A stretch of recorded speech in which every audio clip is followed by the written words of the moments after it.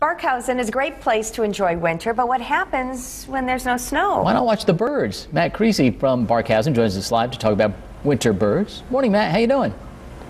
Good. How about you guys? Real good. So the snow isn't around, but we can still get a look at the birds, right?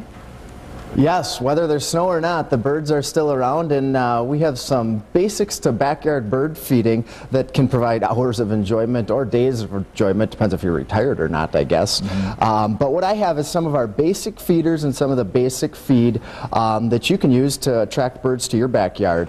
And anybody can start out. It's very easy, whether you go to one of the hardware stores or any store in town that might sell these products. Our first feeder, and one of the more common ones, is this thistle feeder.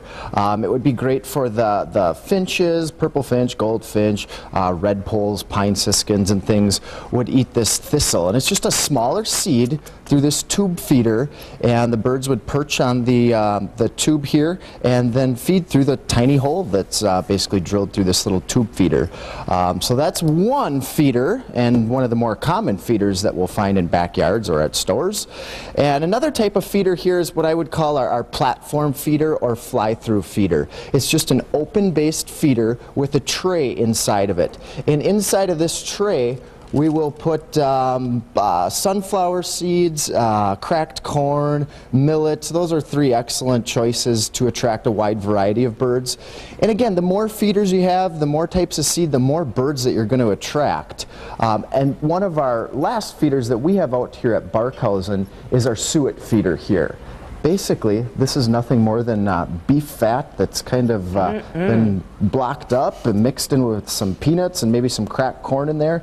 A great way to attract the woodpeckers, the nuthatches, things like that would use this suet feeder here. So the more types of feeders you can put in your yard, the more variety of birds you'll attract. And basics to birding, if you have a pair of binoculars and a nice guide, you'll be able to identify those birds that use your feeders throughout the winter time.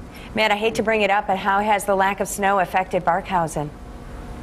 Well, we definitely aren't snowshoeing or cross-country skiing this winter, but we're hanging in there. I think snow would definitely help out for our trails and things. There's still some people out hiking, and it's not a bad time to get out and hike. There's a little bit of snow on the trails. It's enough to maybe see some of the deer tracks and squirrel tracks and rabbit tracks out there. But with snow, I think we'd be doing a lot better. Yeah. Well, we'll keep our fingers crossed. Thanks, Matt. Yeah, we'll check in with you again next hour. Thanks, guys.